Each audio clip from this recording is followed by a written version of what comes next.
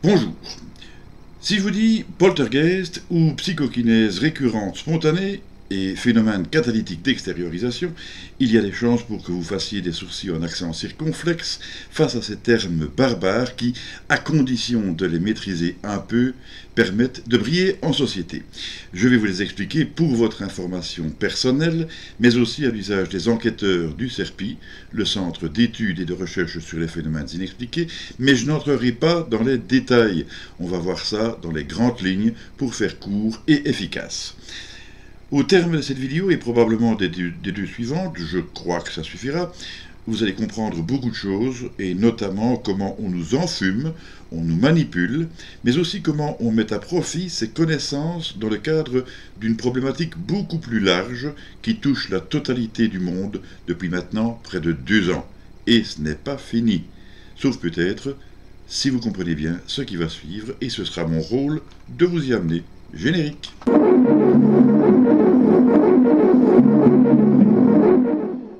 Poltergeist, c'est un terme qui peut faire frémir ceux qui ont vu le film, ou devrais-je dire le navet, ou que certains vont faire rimer avec foutaise. Alors bien sûr, il ne faut pas confondre le cinéma avec la réalité. Il existe bien des cas de mystification et de fumisterie, lesquels ont pour la plupart trouvé leurs explications rationnelles, ou bien ont été démystifiés. Mais de quoi s'agit-il ? Eh bien, le terme poltergeist vient d'un mot allemand qui signifie à peu près esprit frappeur ou esprit malin ou encore esprit espiègle. Le phénomène doit son nom à ce qu'il se caractérise par des coups frappés, par exemple dans les murs, comme à Anderlues en Belgique, des déplacements d'objets sans intervention humaine, qu'il s'agisse de déplacements simples, mais parfois de meubles lourds, de projections, comme à Arcois-Tripon, dans la région de Tournai, ou de chutes, comme à la clinique d'Arcachon, en France, et l'on peut comprendre que ce soit perturbant, voire inquiétant. Parce que quand on s'assied, on préfère que la chaise reste en place. Et si certains dévorent les livres parce qu'ils sont passionnants, en revanche, on ne s'attend guère à ce qu'ils vous sautent à la figure. Accessoirement, il peut y avoir des combustions spontanées, bien que ce soit plus rare, et nous n'évoquerons donc pas ce sujet, allez hop, du balai.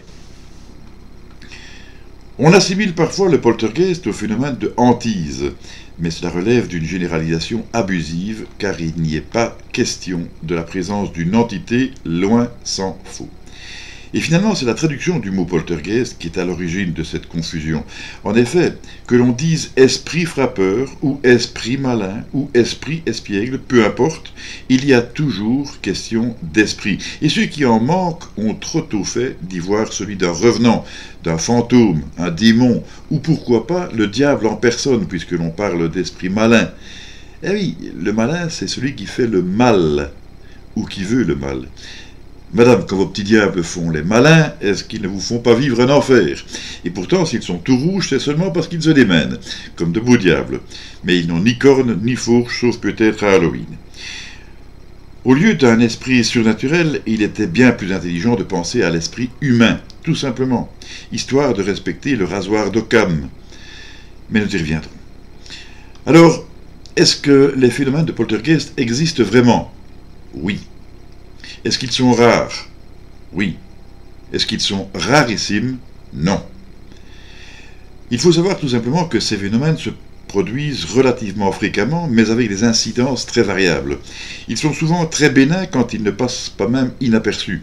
Si vous vous en référez aux écrits du commandant Tisanet, qui a beaucoup étudié le sujet, et dont voici l'un des livres, par exemple, L'hôte inconnu dans le crime sans cause.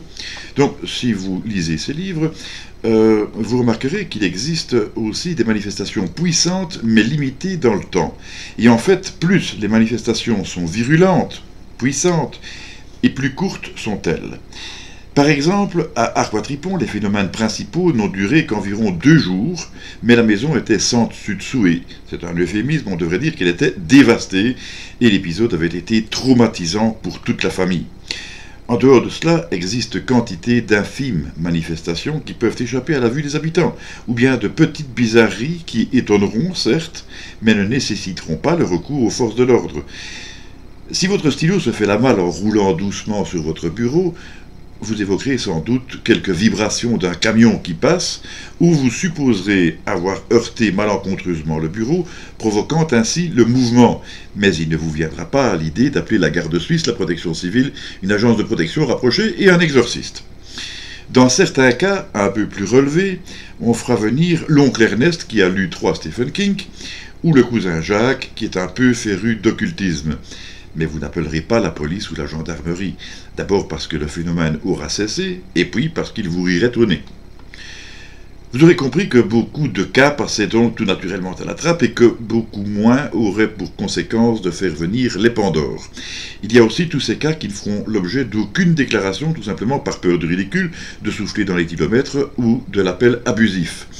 Je l'ai dit, parmi les cas qui restent, beaucoup trouvent leurs explications naturelles, comme dans ce cas où un cours d'eau souterrain provoquait les perturbations, en tout cas au sujet de coups frappés, mais beaucoup moins évidemment en ce qui concerne les déplacements d'objets, surtout des meubles lourds. Et puis il y a les cas plus costauds, mais qui rencontrent le classement vertical quand même. Et puis après, il y a les grosses affaires où gendarmes et policiers sont eux-mêmes témoins des faits, où ces derniers en sont eux-mêmes victimes et n'en reviennent pas de leur surprise. Nous avons enquêté sur ce genre d'affaires et encore bien d'autres, et je peux vous garantir qu'on n'a pas fait les choses à moitié. L'affaire d'Arquatripon restera à tout jamais l'une des enquêtes les plus retentissantes du Serpi, au point d'avoir fait l'objet de nombreuses émissions télévisées et de figurer dans Wikipédia. Je vous mets le lien dans le descriptif ci-dessous. Alors, ça pourrait se raconter un peu comme un roman, ce dont je ne me suis d'ailleurs pas privé, et ici il ne s'agit pas d'un placement de produit, parce que bon, ce n'est plus en librairie depuis déjà un bon bout de temps, je ne touche plus de droits d'auteur là-dessus. Vous pourrez peut-être le trouver encore sur d'autres supports que l'on trouve sur Internet et que je ne citerai pas, mais ce n'est pas mon conseil. Alors, je l'ai raconté, donc un peu comme un roman, d'autant qu'il s'agissait de répondre aux propos stupides, inquiétants, et au travail malhabile d'une chaîne de télévision belge qui a eu l'idée saugrenue de démentir l'affaire aux yeux de toute la francophonie. Cette chaîne télévisée ne s'était pas aperçue que dans les propos de l'un des personnages qu'elle mettait en scène, un zététicien notoire, son propre reportage était complètement bancal pour qui disposait d'un tant soit peu de subtilité et de réel esprit d'enquête. Les choses étant allées jusqu'à l'intervention du parquet du procureur du roi, avec l'inaccessibilité permanente et définitive de la seule pièce qui aurait pu servir de preuve, au nom de la défense d'on ne sait quel secret d'État, à savoir donc l'enregistrement vidéo pris par des gendarmes, nous allons voir comment certains propos sceptiques sont totalement pris en défaut et attestent indirectement de la réalité du phénomène. Mais pour pouvoir vous expliquer ça, je vais être obligé de faire une petite parenthèse qui passe par le modèle de l'information pragmatique de Walter von Lucadou. C'est un physicien et psychologue allemand.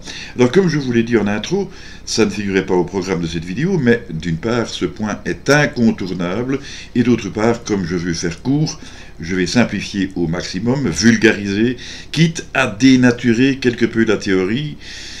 Et donc, pour les infos plus précises, je vous invite à consulter le lien qui se trouve dans le descriptif ci-dessous. Et bien entendu, une prochaine vidéo vous donnera aussi toutes les explications que vous êtes en droit d'attendre. Si je suis obligé de faire cette parenthèse dans le simplisme, c'est aussi parce que les différentes pièces du puzzle s'intriquent fortement et qu'il est difficile, sinon impossible, de les dissocier. Or donc, le modèle de l'information pragmatique n'explique pas la nature des phénomènes de poltergeist, mais en développe la dynamique. Retenons simplement, et ça va vous sauter aux yeux, que 4 phases se distinguent et présentent l'évolution des choses. La première phase, c'est la phase de surprise. Découverte de manifestations croissantes dont les causes physiques sont vainement recherchées par les témoins qui finissent par demander une aide extérieure à la police, la gendarmerie, etc. Alors, il y a effectivement un crescendo que nous avons remarqué dans les manifestations, lesquelles poussent les témoins, dans les cas forts, à recourir aux forces de l'ordre. La deuxième phase, c'est la phase de déplacement. En l'absence de causes identifiées, l'origine surnaturelle commence à être évoquée. La nature des manifestations évolue, la venue de journalistes et de parapsychologues augmente la demande implicite en fait observable qui parallèlement se raréfie.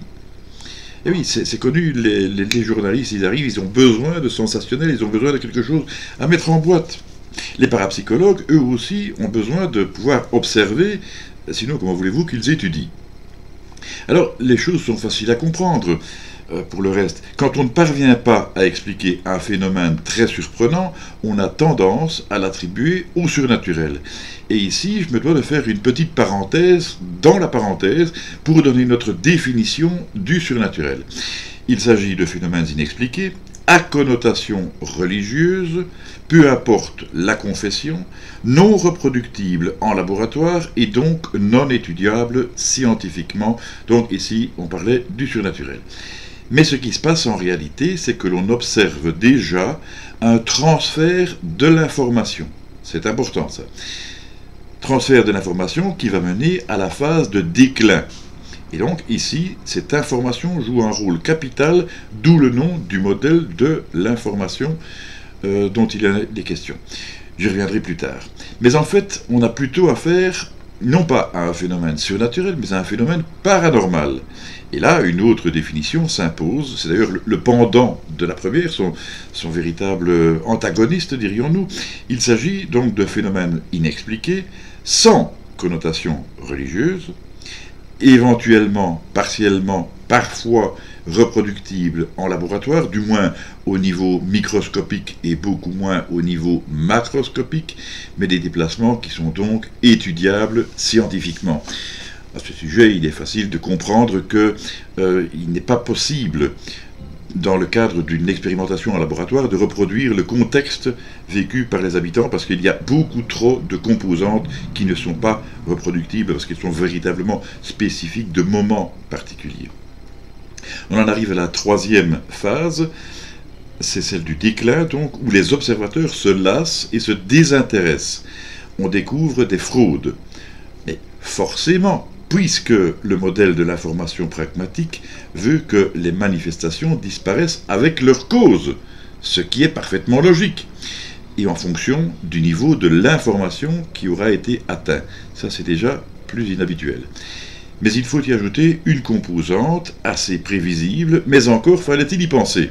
C'est que lorsqu'un sujet, un individu, a été considéré comme épicentre, à tort ou à raison, une fois que les phénomènes s'estompent ou disparaissent, et qu'il est donc privé de sa pseudo-baguette magique, la frustration l'entraîne à reproduire frauduleusement les manifestations, ce qui évidemment les décrédibilise, les discrédite. Les choses sont encore pires lorsqu'il y a eu exorcisme, comme dans l'affaire d'Arquatripon, puisque dans ce cas, on focalise sur un aspect surnaturel qui n'a pas lieu d'être. Et pas de chance pour nos détracteurs. La chance, c'est nous qui l'avons eue, une fois n'est pas coutume, puisque nous avons pu mettre la main sur le rapport écrit de l'exorciste via le secrétariat du patriarcat de l'Église dissidente qui officiait. Alors là, pour l'anecdote, disons que nous avons réussi à retrouver donc le document en question derrière un ensemble de pneus dans une cave. Et c'était un petit peu en désespoir de course parce qu'on avait tout visité, mais pas ça. Et ça se passait chez un individu qui était décédé. On avait obtenu des autorisations, bien entendu.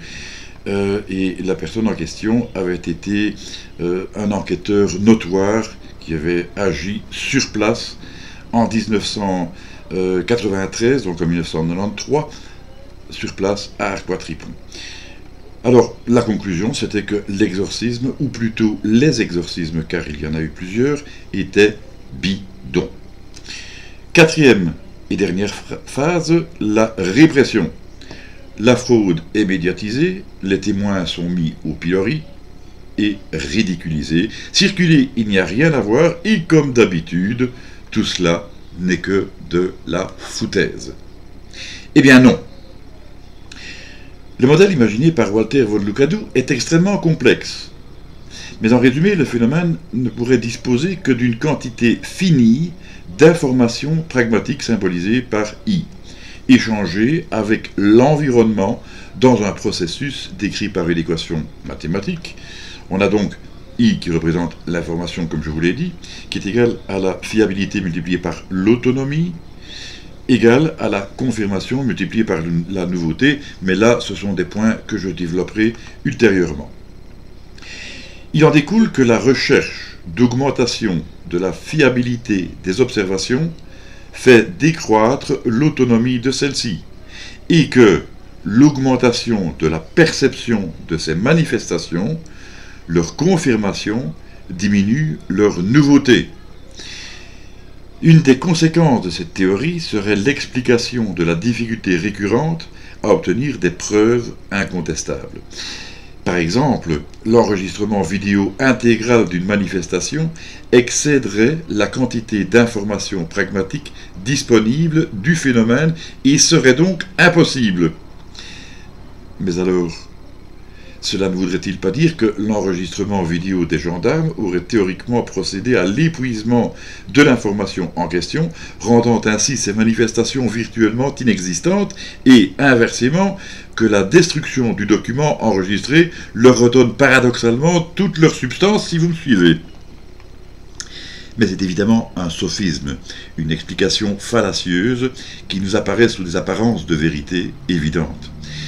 L'explication réelle est beaucoup plus simple et va vous apparaître dans mon explication concernant le phénomène catalytique d'extériorisation. Mais restons encore quelques instants sur le sujet de cet enregistrement vidéo des gendarmes, un document qui nous aura fait suer.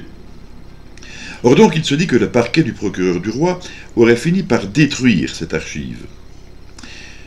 Bon, déjà, on se demande pourquoi s'être donné tant de mal à refuser systématiquement l'accès de cet enregistrement à tout enquêteur, quel qu'il soit, pendant plus de 20 ans, si c'était pour le détruire. Mais peut-être la question était-elle elle-même épuisée en haut lieu, et voulait-on la paix avec tous ces parapsychologues et leur sacro-saint acharnement à apprendre la vérité? Alors au cours de notre enquête, quand nous avons introduit notre demande au parquet du procureur du roi, et alors que nous réalisions un reportage avec une équipe de télévision de TF1, nous avons connu une faim de recevoir, comme tant d'autres. Mais ce qui est marrant, c'est que le jour même où nous recevions le refus, donc, du parquet du procureur du roi, eh bien, la vidéo en question nous provenait de la part de l'équipe télévisée, qui avait donc eu plus de chance que nous. Sauf que, en visionnant la cassette, eh bien, nous avons remarqué qu'aucun phénomène ne s'y trouvait. Pourtant, tous les témoignages que nous avions recueillis de la part d'officiels étaient absolument unanimes. Les phénomènes devaient sans nul doute figurer sur l'enregistrement. Il y a mieux, puisque nous avons pu retrouver la trace du gendarme même qui a servi d'opérateur, ou si vous préférez, de preneur de vue, lequel avait même fait une copie de la dite cassette, et celle-ci avait bien pu permettre de vérifier que toute l'information y figurait bien en images sur le document saisi par le parquet. Malheureusement, l'un de ses enfants avait joué avec la cassette de réserve et celle-ci était fichue.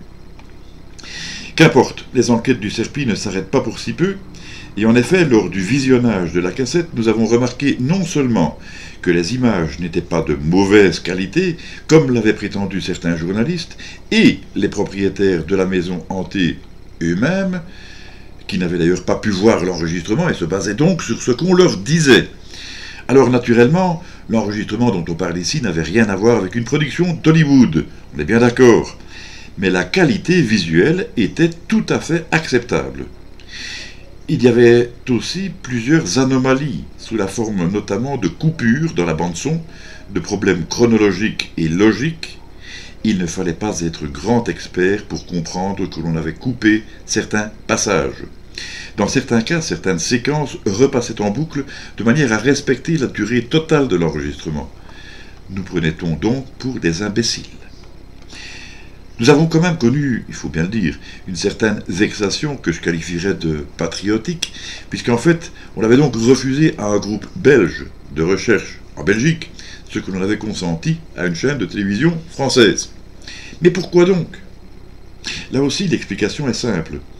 Pourquoi confier un document, fût-il falsifié, à un groupe de recherche qui, par définition, risquait de découvrir la vérité? Il était beaucoup plus malin de le laisser partir entre les mains d'un média, un grand média, qui ne diffuserait jamais une vidéo vide de sensationnel et qui, même s'il le faisait, aurait été à l'encontre de ses propres arguments. Quitte à désinformer, autant que cela se fasse auprès d'un public potentiel de 60 millions de téléspectateurs, plutôt que d'une dizaine de millions en Belgique, sans compter que de toute façon, pas mal de Belges regarderaient quand même le reportage français. Et pour ceux qui s'imagineraient que la chaîne de télévision française aurait pu nous doubler, c'est-à-dire d'effacer les passages intéressants de la vidéo avant de nous la transmettre, de manière à en conserver la primeur, il suffit de se rendre compte que l'enregistrement n'a jamais été diffusé, aucun avantage n'en a été tiré, aucun intérêt commercial. Alors revenons-en à nos moutons avant d'aborder le phénomène catalytique d'extériorisation dans la dernière ligne droite. Ça va aller vite et c'est important. Donc on parle ici d'un phénomène certes très perturbant avec des déplacements d'objets, voire des projections violentes, mais qui ne blesse personne. Dans le cas principal que nous avons étudié, on notait que des couverts, des couteaux notamment, sortaient tout seuls de leur tiroir et frôlaient les occupants sans toutefois jamais les toucher et forcément donc sans les blesser. Dans de nombreux cas, des objets, sinon des pierres brûlantes ou tout du moins chaudes, tombaient du plafond ou d'une hauteur sans le moindre préjudice physique. Ou si des objets touchaient quelqu'un, cela faisait un floc mou, plof, sans conséquences dommageables. Je l'ai dit aussi, on note également quelques combustions spontanées, mais qui ne provoquent pas d'incendie. J'ai donc envie de dire que pour perturbant qu'il soit, voire inquiétant, le phénomène serait donc assez bienveillant à l'égard de ses victimes. On pourrait presque dire qu'il serait humain, dans le sens de respectueux des personnes, au contraire des objets. On remarque aussi qu'une bonne partie des objets concernés entrent en corrélation avec les préoccupations de certains habitants, soit qu'ils en soient les symboles, la cause directe ou indirecte, ou qu'ils fassent allusion aux tourments rencontrés par les individus dans leur vie courante. Si l'on parle de déplacement d'objets, il faut sur le plan physique une causalité, sinon une intentionnalité, et en tout cas un point d'application d'une force avec un sens, une direction et une intensité. Quand on considère l'ensemble de ces réflexions, je crois que l'on peut s'autoriser à envisager l'action d'une intelligence ou le fruit, par un biais quelconque restant à déterminer, d'un esprit humain sans connotation surnaturelle, et c'est ici que j'en viens à notre phénomène catalytique d'extériorisation, lequel a été exposé dans l'œuvre de Carl Gustav Jung, Ma vie, souvenirs, rêves et pensées. Jung et Sigmund Freud n'avaient pas la même optique, la même conception quant aux phénomènes paranormaux. Jung y croyait, Freud non. Et un jour, à Vienne, alors que Freud exhortait Jung à ne pas faire ouvertement propos de ses convictions, parce que la psychanalyse n'était encore à ce moment que naissante et qu'il craignait qu'une dérive scientifique ou pseudo-scientifique nuise à la nouvelle discipline et les décrédibilise tous deux, le duo vécut une expérience très particulière. Jung était très contrarié par les objections de Freud. En fait, il bouillait intérieurement. Il était prêt à exploser. Je n'irai pas jusqu'à dire qu'il était sur le point de lui envoyer son poing dans la figure, d'autant que ce genre de choses ne se fait pas tellement dans ce milieu, en raison des convenances, de l'étiquette, etc. Mais une chose est sûre, il n'était pas content. C'est là qu'une détonation se fit entendre dans la bibliothèque, et celle-ci était bien plus forte que ce qui apparaît dans la petite vidéo que je vous propose ci-dessus en fiche de suggestion. Bon, il faut cliquer dessus, hein. Alors, c'est une belle petite vidéo, elle est bien faite, mais elle est en dessous de la vérité quant à la puissance du phénomène. En fait, les deux comparses ont craint que ce meuble ne s'effondre sur eux. Cela apparaît clairement tant dans le livre de Jung que dans l'article de Wikipédia. Pour l'anecdote, disons aussi qu'il n'y a pas moyen de confondre avec le phénomène bien connu du travail du bois. Vous avez certainement tous remarqué que dans certaines conditions, il peut arriver que le bois de vos meubles, de votre charpente ou d'autres choses en bois puisse craquer. Je veux dire, faire un bruit de craquement. C'est, ça va craquer aussi d'ailleurs, mais bon, c'est autre chose, c'est pas de ça dont il s'agit. Alors, c'est généralement assez modeste. Il y a des cas un peu plus forts, ça dépend des circonstances. Et ça peut étonner, hein, et même inquiéter, parce qu'apparemment, on n'en voit pas la causalité, mais celle-ci existe. Il s'agit par exemple des variations de température et d'humidité. Et ce n'est pas ça dont il s'agit dans le cas présent. Alors pourquoi pourrait-on se permettre de l'affirmer? D'abord parce qu'il y a eu un rebelote ou un bis repetita qui a fait l'objet d'un avertissement de la part de Jung à l'égard de Freud, et que cela s'accompagnait de sensations très fortes chez le premier, qui décrivait ce qui suit pour la circonstance. Pendant que Freud continuait sur son idée, j'eus une sensation très étrange. J'avais l'impression que mon diaphragme était chauffé à blanc, comme une voûte incandescente. Ça dit bien ce que ça veut dire. L'individu était sous pression, en fait, disons même un peu comme une casserole à pression, sur le point de rompre, et qui aurait eu besoin d'une sorte de soupape de sécurité. Ne la trouvant pas, l'individu, ou certains individus, parce qu'on serait en droit de penser que cette capacité ne toucherait pas forcément tout le monde, ou pas de la même façon, cet individu donc trouverait alors un autre biais afin d'extérioriser la pression. Voilà, ça c'est donc ce que l'on appelle le phénomène catalytique d'extériorisation. Pour résumer, disons que l'on qualifie ce phénomène de catalytique parce que ce qui est catalytique est composé de ce qui favorise le phénomène. Ici, il s'agit d'un ensemble de choses, de tourments, de problèmes, de contrariétés, d'objections, d'incongruités, d'incompatibilités, ou peut-être pourrait-on parler de division, d'injustice, d'obligations contraignantes, d'adaptation forcée à des contextes inhabituels ou non désirés, de discrimination, de privations diverses, etc. Peut-être que cela vous rappelle quelque chose. Quant à la psychokinèse récurrente spontanée, l'origine du terme est plutôt claire. Kiné désigne le mouvement ou le déplacement, et psycho vient du grec psyché, qui signifie à peu près l'âme ou l'esprit, mais une fois encore, on parle bien de l'esprit humain. L'idée serait donc que le phénomène de poltergeist serait provoqué par le biais de l'esprit humain, d'une manière qui reste encore à définir, mais qu'approche très bien, me semble-t-il, Alain Berthoz dans son livre « Le sens du mouvement », que je vous présente ici. Et Alain Berthoz n'est pas vraiment un illuminé. Voyez plutôt son parcours.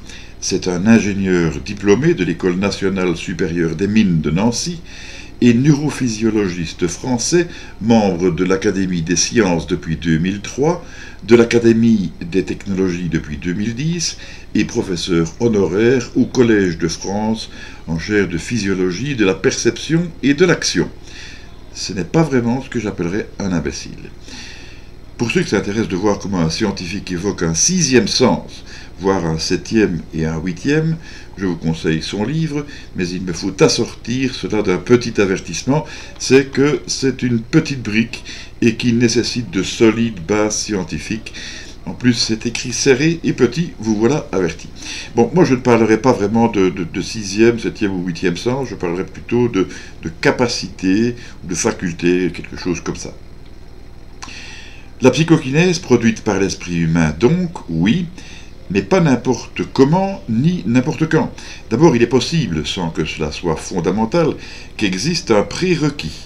Par exemple, l'individu responsable d'un poltergeist serait orienté vers des convictions qui le prédisposeraient, comme le spiritisme ou la religion. Dans ce cas, ça expliquerait un peu la réussite de la création d'un fantôme, entendez donc un phénomène de poltergeist, en laboratoire, dans l'expérience de Toronto. C'était l'expérience de Philippe, là aussi j'ai le bouquin,